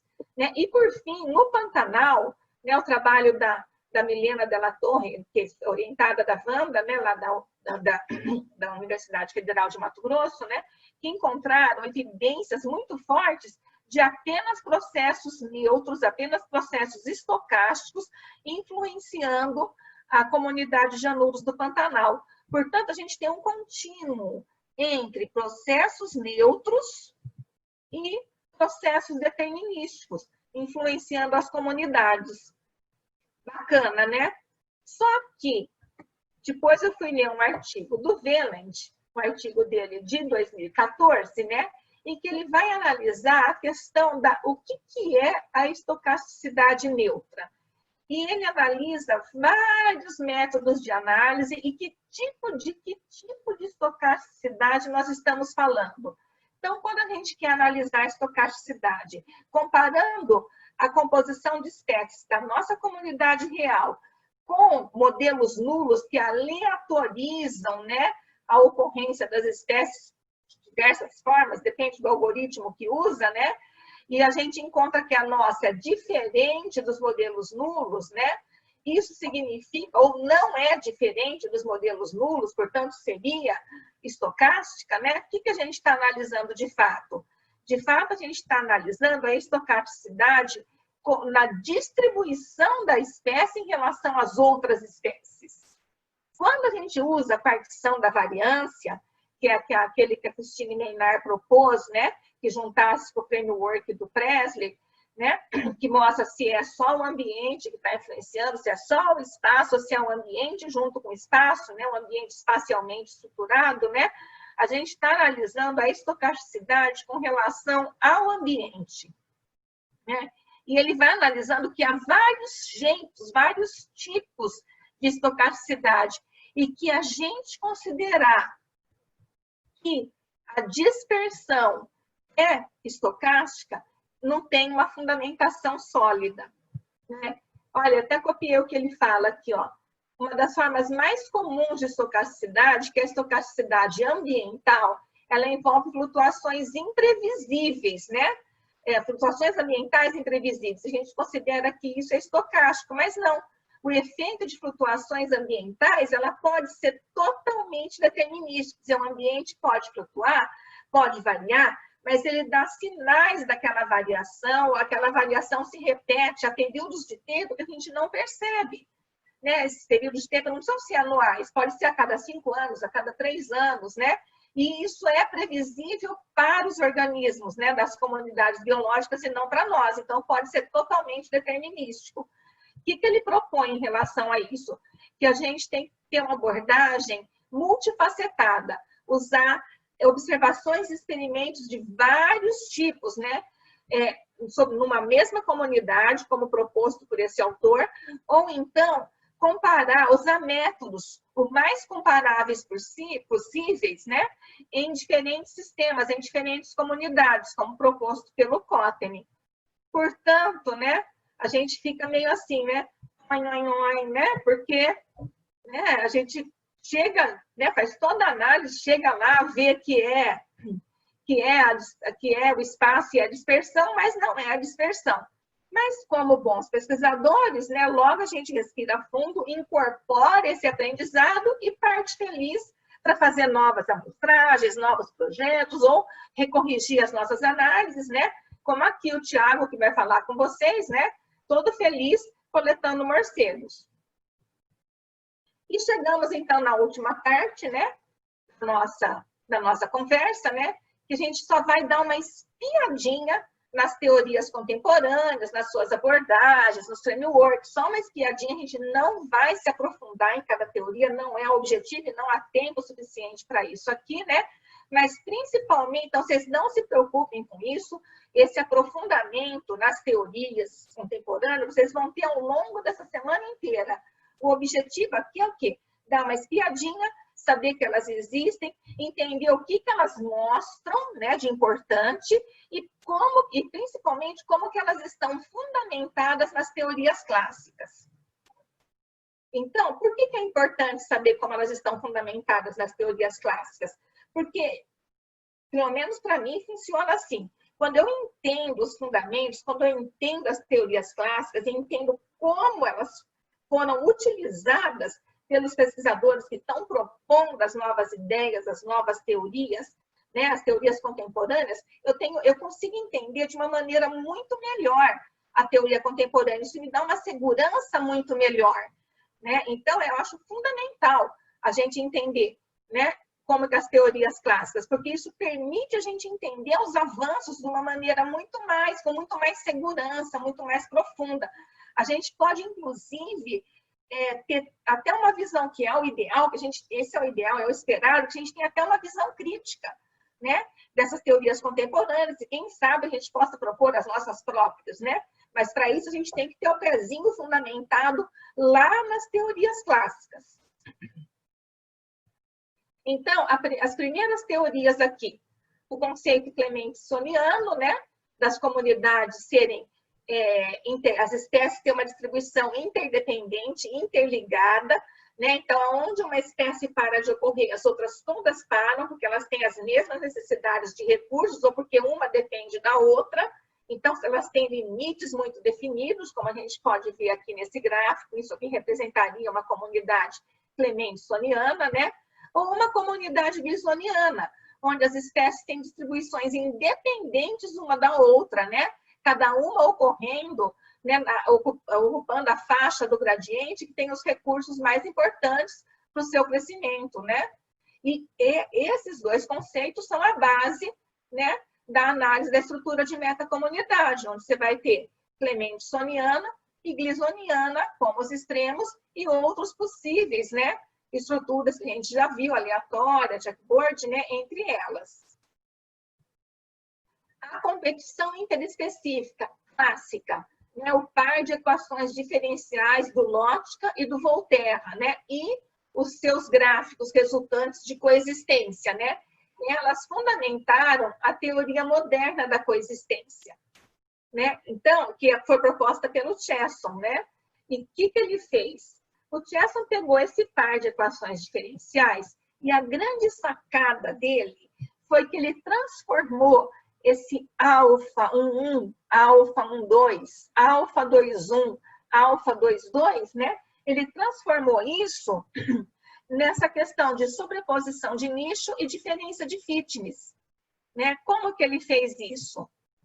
Isso é uma coisa que na graduação os alunos ficam muito intrigados. Mas o que é esse coeficiente de competição? O que é esse alfa? Como é que eu posso medir esse alfa?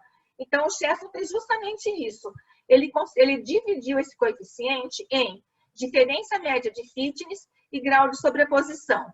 Aqui, isso aqui é igualzinho a diferença de fitness entre as duas espécies, multiplicado pelo grau de sobreposição entre elas. Com isso, ele propôs os mecanismos equalizadores ou equalizantes, que medem a diferença de fitness, tende a reduzir essa diferença de fitness entre as espécies, e os mecanismos estabilizadores, que é a diferença na sobreposição de nicho entre as espécies. Então, eu tenho aqui os mecanismos equalizadores ou equalizantes, que tendem a diminuir a diferença de fitness, e os estabilizantes, que tendem a aumentar os efeitos negativos das interações intraespecíficas em relação à interespecífica, portanto, promovendo a coexistência das espécies. Vocês vão ver isso mais para frente, aqui é só para ter uma ideia, tá? Os mecanismos estabilizantes são essenciais, porque eles incluem os mecanismos tradicionais de partilha de recursos, por competição, por diferenciação de nicho. E os mecanismos equalizantes ou equalizadores, eles vão contribuir para a coexistência estável, porque eles vão diminuir a grande diferença de fitness, né? Uma espécie que tem um fitness muito maior que a outra, ela vai excluir rapidamente a outra. Então, se ele diminui a diferença de fitness, ele permite que as espécies tenham habilidades mais semelhantes e consigam coexistir por um tempo um pouco maior. E, por fim, o conceito de nicho, né? Não o nicho clássico do Lotka-Volterra, mas esse nicho mecanicista, porque ele inclui aqui os processos subjacentes à diferença de nicho entre as espécies, que foi proposto por MacArthur e foi popularizado pelo David Tillman. Ele está na base da teoria contemporânea de nicho, que foi proposta pelo Leibold e pelo Chase, que vão falar com vocês aqui também, né? O que eles fizeram aqui? Eles fizeram um negócio incrível, porque o conceito de nicho estava sendo bastante criticado, porque havia diversos conceitos, diversos processos subjacentes ao conceito de nicho. Por exemplo, do Grinnell, que fala que é determinado pelo habitat, né? Lá, do Grinnell, primeiro que propôs o conceito, né? Que é a soma das necessidades, dos recursos, das condições do habitat que uma espécie precisa para crescer e deixar descendentes, né? E o nicho do Elton, que seria o nicho trófico, que a gente chama, né? Porque é o papel funcional da espécie na comunidade. E ele enfatiza que isso quer dizer o quê? Que a espécie não só utiliza os recursos ou precisa das condições para crescer, mas que ela também modifica o ambiente quando ela usa o recurso, quando ela consome algum recurso. Então, eles conseguiram reunir esses conceitos num só. Né? Como? Eles pegaram esse modelo do Tillman, que vocês conhecem, né? Esses vetores aqui, ó, que indicam os recursos que as espécies usam, né? Eles consideraram que são o nicho de impacto. E essas isóclinas de crescimento zero, eles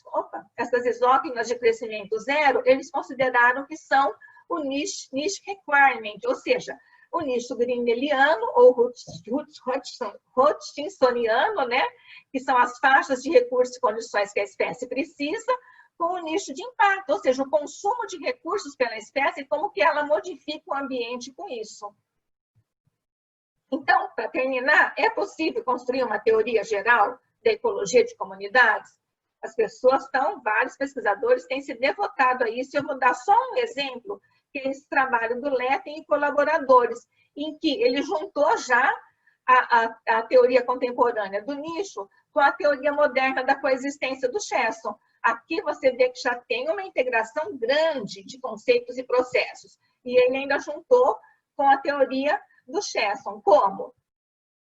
Considerando um modelo comum de consumidor-recurso, se eu vario a taxa de suprimento de recursos do nicho de requerimento, do nicho requirement, isso vai refletir processos equalizantes. Por quê? Se as taxas de recursos estão variando, ora favorece uma espécie, o fitness de uma, ora favorece o fitness de outra. Então, vai diminuindo a diferença de fitness. Então, isso seria processos equalizadores ou equalizantes. E se eu vario a sobreposição de nicho, né, do nicho de impacto, né, isso vai refletir um processo estabilizante, né, incrível, né? Então, vocês veem que as pessoas vão agregando, vão integrando as teorias, buscando uma teoria mais geral, né? E um dos que tentou fazer isso, né, e fez, né, tentou não, fez de um modo muito bacana, o Mark Velland, né, que ele comenta, inclusive, isso, né? A caixa preta da ecologia de comunidades é justamente ligar. Como que eu ligo os processos que a gente detecta, esses padrões que a gente detecta, a gente viu alguns padrões aqui, né? Relação especiária, distribuição de abundância das espécies, influência da heterogeneidade ambiental, com os processos que geram esses padrões. Ele organizou esses processos nesses 4 grandes conjuntos: processo de seleção de hábitats, filtragem ambiental, processos de deriva nas taxas de natalidade e mortalidade, os processos estocásticos de especiação e de dispersão. E 2 slides mais só. A gente pode ter um modo de pensar, que é o que eu queria deixar aqui no final para vocês, de pensar os padrões ecológicos como contínuos. Então, desde a ecologia de populações, curva de crescimento exponencial, curva de crescimento logístico, são os extremos. Qualquer curva de crescimento entre essas duas é possível, e essas duas são reais. Curva de sobrevivência côncava, curva de sobrevivência convexa, morre muito quando jovem, morre mais quando velho, são os tipos padrões, mas qualquer curva entre esses 2 extremos é possível. As curvas de distribuição de abundância de espécies, que a gente já viu, desde a série geométrica até a vara quebrada, qualquer coisa intermediária aqui é possível, apesar desses padrões.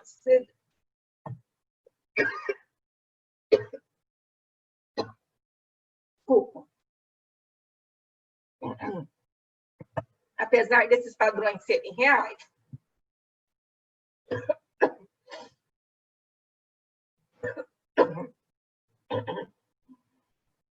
as estruturas de metacomunidade, que não são necessariamente estáticas, mas podem variar, podem mudar de acordo com as condições, e o contínuo de aumento de dispersão ao longo dos paradigmas de metacomunidade. Uma crítica a isso, a esse contínuo, é que às vezes o contínuo, esse é um trabalho do Clark de 2007, é que esse contínuo ele pode ser visto nos modelos. A gente está vendo nos modelos, mas não necessariamente nos processos subjacentes aos modelos. Mas a gente não desanima e continua pesquisando, né? Como o Fabrício, que está aqui coletando e que vai falar com vocês também essa semana. E o último slide é um modo de trabalhar, que é uma proposta recente dos centros de análise e síntese, em que, em vez dos pesquisadores de campo, dos empiristas, trabalharem separado dos pesquisadores que fazem síntese, tipo assim, a gente fica gerando a base de dados, eles vêm, pegam nossos dados, produzem os grandes trabalhos, né? Todo mundo trabalhar junto, numa comunidade integrada de pessoas que vão para campo, vão para o laboratório obter dados, e das pessoas que fazem a síntese. E já desde o início dos trabalhos, desde o delineamento dos trabalhos, já o apoio do pessoal da síntese, mostrando quais são as lacunas mais importantes, como preencher, e sabendo que tudo que você coletar, você vai participar também dos trabalhos de síntese. Então, essa é uma nova visão. Quem está propondo essa abordagem é o Jean-Paul Metzger, da USP, né, em apoio com o projeto Biota da FAPESP, estão propondo ter um centro de síntese e análise, né, e esse é um novo jeito de pensar. Desculpem, eu passei um pouco do meu tempo, né, mas eu fico à disposição para perguntas, né, meu e-mail está aqui, quem tiver dúvida que não der tempo de ser respondida agora, pode me escrever. Muito obrigada pela paciência de me ouvir. Denise, muito obrigada pela palestra. É uma pena que a gente não consegue ver e ouvir as pessoas, senão a gente escutaria os aplausos agora, né? Faz falta então, isso. Não ver ninguém. É muito estranho falar sem ver ninguém. Faz falta um pouco a interação e agora os aplausos, mas mesmo assim, vamos seguir. Muito obrigada pela palestra. Obrigada. Vou fazer a parte das perguntas agora, algumas perguntas para você que foram surgindo aqui. Então, algumas elas já foram respondidas ao longo da apresentação, como a do Francisco Teixeira. Ele fez uma pergunta no início da palestra sobre os mecanismos espaciais e temporais que organizam as metacomunidades. E aí você já respondeu a parte da questão espacial, mas e ao longo do tempo? Esses processos podem variar temporalmente? Isso, eu não conheço, Francisco, né? Francisco Teixeira, isso. Isso, Francisco, eu não conheço nenhum trabalho que analisou, não me lembro agora, nenhum trabalho que analisou a questão temporal, mas eu respondo por mim, com certeza sim. Eu tenho dados, né, de comunidades de anfíbios aqui da região que mostram que exatamente essa estrutura varia ao longo do tempo, porque as condições climáticas variam, ora favorecendo dispersão, ora dificultando até impedindo a dispersão. Então, eu tenho certeza que variam, sim, ao longo do tempo. Esse é um trabalho que eu acho que ainda é uma lacuna na área. Se tiver estudo, são poucos. E também tem uma pergunta do João Miranda. É possível afirmar que espécies generalistas possuem uma grande amplitude de nicho? Sim, isso é diretamente relacionado, né? A gente considera generalista aquelas espécies que usam uma variedade grande de recursos ou que conseguem se estabelecer em locais com uma variedade grande, com diferenças grandes de condições. E isso, o recurso e a condição que ela usa seria o quê? O requirement niche, né? O nicho requerimento, né? Não sei traduzir isso, né? Então, quanto mais amplo, maior a faixa de recursos e de condições que a espécie pode utilizar. Acho que se eu entendi a pergunta, é isso. Isso. E ele também perguntou se é possível, dentro de uma mesma comunidade, haver espécies com uma relação clementiciana e outras com relação glisoniana. Clementsoniana, desculpa. Como que é o nome dele mesmo? João Miranda. João Miranda, você fez a pergunta que é o estudo da minha vida que eu quero fazer. Porque eu tenho esses dados, né? Eu tenho um dado de 5 anos de coleta numa poça temporária, né? E eu percebo nitidamente isso, que no início da ocupação, o ambiente é extremamente instável, porque a região aqui tem uma seca muito pronunciada. Então, o que acontece? Chove, né? Quando começa a chover, é totalmente imprevisível, às vezes começa a chover em outubro, às vezes só vai chover em dezembro, às vezes chove um pouquinho em novembro e seca de novo. Então, a poça temporária, ela enche e seca aqui na região até 3 vezes antes de estabilizar a condensação da água. E aí, nesse começo, as espécies estão sujeitas a processos extremamente imprevisíveis e estocásticos. E depois, quando a estação chuvosa acumulou pelo menos 200, 250 milímetros de chuva desde o início, aí sim, a lagoa temporária vai conseguir sempre reter água. E aí a gente deixa de ter esses processos estocásticos. E aí a riqueza de espécies aumenta muito, os predadores colonizam a lagoa também, e aí os processos mudam totalmente. Então, esse é um estudo que eu quero fazer, porque eu acredito que essa comunidade, ela mude, né, de uma estrutura lisoniana para uma estrutura fermentissoniana ao longo do tempo. Tá certo. Agora a gente tem a pergunta do André Padial. Denise, quanto você acha que a seleção de variáveis ambientais indicadoras de capacidade de dispersão afeta a interpretação da importância dos processos determinísticos e estocásticos na estrutura das comunidades? Ou seja, até quando nossas interpretações de um determinismo versus estocacidade podem estar enviesadas por uma má ou boa escolha de variáveis? Nossa, André, sua pergunta é chave. A sua pergunta é super chave, né? Eu acredito que, infelizmente, esteja. E vou dizer por quê. Eu acho que uma coisa que tem prejudicado muito, e a gente não tem percebido, e a gente não tem dado a devida atenção nos estudos de ecologia de comunidades, é o conhecimento e a grande lacuna, na verdade, no conhecimento de história natural das espécies que a gente tem, principalmente aqui em região neotropical, especialmente no Brasil. Essa seleção das variáveis ambientais, ela acaba sendo totalmente arbitrária, ou ela acaba sendo muito mal refletida, né? A gente não pensa, vai seguindo o padrão do que está saindo na literatura, né? Ou ela é feita baseada em suposições completamente equivocadas, né? E suposições, por exemplo, vou dar um exemplo. Quando uma orientada minha foi começar o doutorado dela nos riachos de Mata Atlântica, eu tinha uma premissa, eu tinha uma suposição de que girinos de riacho, por estarem sujeitos a uma forte pressão da correnteza da água, teriam todos uns atributos funcionais muito parecidos, porque eles estavam sujeitos todos a uma mesma pressão muito dominante. Então, eu teria uma menor diversidade funcional nos riachos do que em poços da Mata Atlântica. E foi com essa hipótese que ela começou o trabalho dela. Eis que a gente encontrou exatamente o contrário, né? Os girinos de riacho têm uma diversidade funcional muito maior, porque cada um está num microhabitat muito específico, muito diferente, que exigem adaptações muito distintas para o mesmo problema, né? Então, o que eu penso?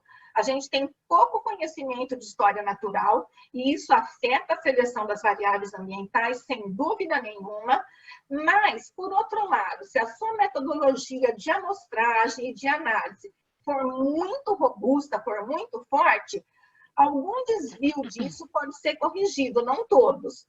Então, assim, fica um apelo mesmo para que a gente invista, né, e consiga que as agências de fomento valorizem e financiem estudos de história natural, porque só assim a gente vai conseguir fazer a seleção mais adequada das variáveis ambientais.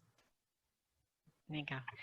E, Denise, a última pergunta, por causa do tempo já tem que ser a última. Por que a dispersão é considerada um processo estocástico se as espécies possuem capacidades de dispersão consistentemente distintas? Na verdade, para a região neotropical, a gente tem informações anedóticas sobre a capacidade de dispersão, né? Essa é uma questão importante, a gente supõe, não tem medidas de dispersão, né?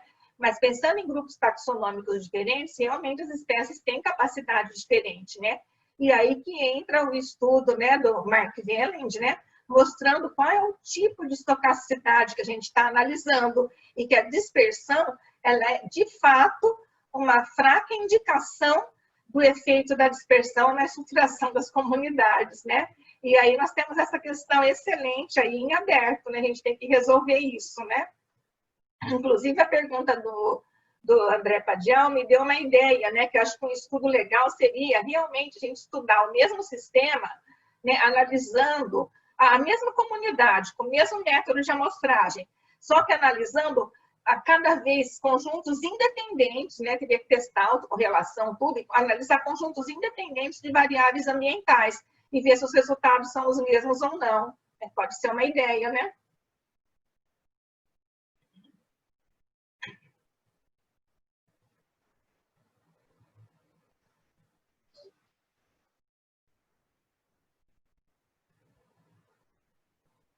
Tá sem som, Fabi.